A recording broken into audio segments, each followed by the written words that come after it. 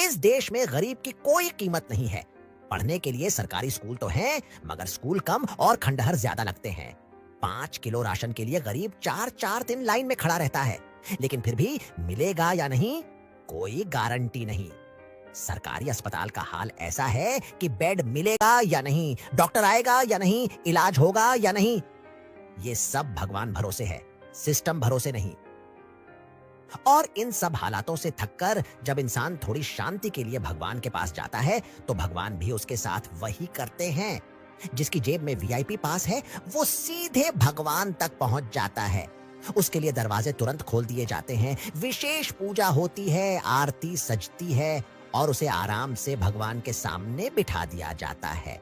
लेकिन वही गरीब जिसने पूरी जिंदगी ईमानदारी से चंद रुपयों का चढ़ावा दिया, जिसने हर रोज नाम लिया, वो घंटों लाइन में धक्के खाता है, भीड़ में कुचला जाता है, पुलिस उसे रोकती है, पुजारी उसे धकेलते हैं और जब उसकी बारी आती है तो मुश्किल से 2 सेकंड का दर्शन नसीब होता है।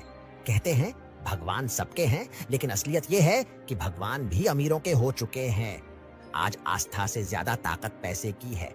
गरीब की श्रद्धा बिक जाती है धक्कों में और अमीर की पहुंच उसे सीधा भगवान तक पहुंचा देती है। यही सच्चाई है और इस सच्चाई को कहने की हिम्मत हर किसी में नहीं होती। पर मैं कह रहा हूं, मैं हूं डीप फ्यूजी और मैं सच को सच ही कहूंगा। सोचो, क्या भगवान का दरबार भी अब अमीर गरीब में बंट गया है? क्या सचमुच भगवान अब भीड़ में नहीं, सिर्फ पैसों वालों की जेब में मिलते हैं? अगर ऐसा है तो ये आस्था नहीं, ये भी एक व्यापार है, जहां भावनाओं का मोल कुछ नहीं और पैसों की कीमत सबसे ऊंची है।